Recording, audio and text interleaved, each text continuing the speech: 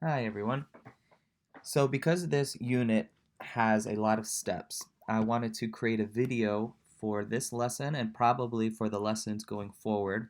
So if you need to review or you are absent, you would still be able to keep up with us. Because as long as you're completing the assignments every day, you're going to be okay at the end. It's not going to be very stressful. So today's learning target is I can develop the thesis statement for my final essay and decide which three poems I will be referencing. So, as you know, our end of the unit project is going to be a 5 paragraph essay, and this can seem very daunting or overwhelming. But if you are with us step by step, we will take you through the process so it's not going to seem overwhelming, and you're actually going to end up with a fantastic piece of writing that you're going to be very proud of and that can follow you into the 7th grade. So the part of this lesson is to teach you how to take a huge, part of this unit is to teach you how to take a huge assignment or this big project and break it down into parts that you can manage. I want to say thank you for all your contributions towards this unit's rubric. If you remember, we looked at this 5 paragraph essay example. It uses a different prompt than what we're going to use, but we read through it, we split into different groups with different categories. And on a Google form, you guys contributed what you think went towards this being a successful essay. And we took your contributions and we created the rubric for this unit. And we'll be looking at that rubric later on, either this week or the next. So I just want to thank you. You did such a fantastic job. And we're going to make a rubric that's going to let you know exactly what to do to get a perfect score. So we looked at that example that was not our prompt. Let's look at the prompt we are going to be using for our 5 paragraph essay. Over the course of the last unit, you gathered details from Shel Silverstein poems in your graphic organizers. Use the evidence you have gathered to answer the question, according to Shel Silverstein, how should we live our lives? Support your answer using reasons and evidence from 3 of the 6 poems we studied. So, basically, what we're answering, how should we live our lives? If you're looking at the poems that we've read, you have an understanding of Shel Silverstein's perspective on life. How, how do you think he believes we should live our lives? Now, you should review the 6 poems that we've read. If you go to our Google Classroom to stream and you scroll down, I created a post on April 21st that has the 6 poems that we've covered. So if you wanted to review them, you can review them. But take a moment right now and see if you can answer this question just informally, without worrying about evidence or details or sounding perfect. Take a moment, I'll give you about 20 seconds, and just try to answer this question in your head. According to Shel Silverstein, how should we live our lives?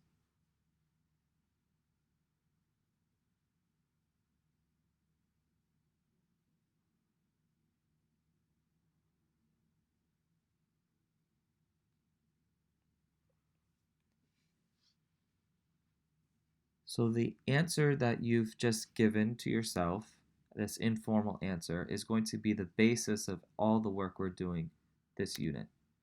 Do you remember your graphic organizer?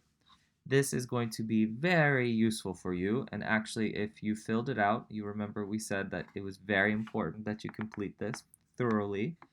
You will have such an easy time for this unit because if you see here in this column, in the context of this Shel Silverstein text, how should we live our lives? So for each poem, there was kind of a different perspective, right, on how we should live our lives. We have an overarching answer that we realize how he thinks we should live our lives overall, but each poem has a different aspect of that, right? And we have that answer right here. So far we have read an example essay. We've identified what made it a successful essay. We've read our prompt. We've thought of an answer, and we've reviewed our graphic organizer. So those are the steps you should have followed so far with us. And you will still have time to review your graphic organizer. So this is our next step. Our next step is to choose the 3 poems that we're going to refer to in our essay, because there are 5 paragraphs. First is the introduction, and then the 3 body paragraphs. Each body paragraph is going to cover a different poem, because we must talk about 3 different poems in our essay. So today, we are going to decide which 3 poems those will be. Think of the answer that you've given about how you think Shel Silverstein would believe that we should live our lives. Take a look at your graphic organizer and choose the 3 poems that best support your idea, that first idea that you've given. After you think about that, after you reviewed your graphic organizer and you looked over here and you thought, okay, well, what I see from Shel Silverstein, how we should live our lives, I think I best understood it from Masks, Underface, and Growing Down. So I'm going to choose those 3. Or you choose the first 3, or you choose 1, 4, and 6, right? You're going to decide which ones to use that help your essay go along. In Google Classroom, I have assigned this worksheet. This worksheet's going to help you. This is like the first document on your way to answering this essay. So in the first box, according to Shel Silverstein, how should we live our lives? This is that informal answer you gave just a moment ago. And I can just make it up. According to Shel Silverstein, we should all live our lives with our clothes inside out. Obviously, I'm making this up just as an example. Don't copy this. What are the 3 poems you're going to be talking about in your essay? Maybe I'll talk about Where the Sidewalk Ends, and then the next one I'll talk about Growing Down, and then I'll talk about Masks. Right? So I'm deciding what are the 3 that I'm using. Now, this is very important. This is probably the most important part of today. For each of your poems, you're going to answer the prompt for that specific poem. So, according to the poem, Where the Sidewalk Ends, we should live our lives by, and then we should live our lives by going to the grocery store every day at noon, and then dancing in the park. I'm just making that up. So then I decide, what does Where the Sidewalk Ends tell us about how we should live our lives? And then my second one, Growing Down, I'll put Growing Down right here. And then I'll type what I think Growing Down's message was, right? And then finally Masks, and then what the message of Masks was, right? And you can keep typing. It doesn't have to be as short as this.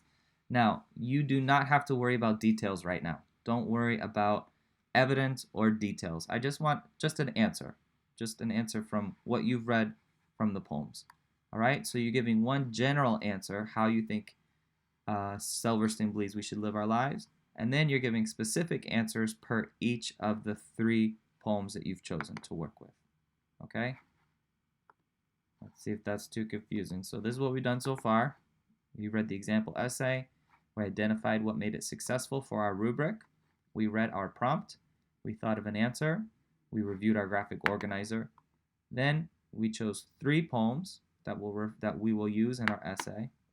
And then we've gone to Google Classroom and we filled out this graphic organizer, this form. This is due today, and it will just help you so much in the organization of your 5-paragraph essay. So if you have any questions, reach out. If you're watching this during class, send me a message. If you're watching this on your own and you're confused, send me an email. All right, good luck. You guys are going to do great.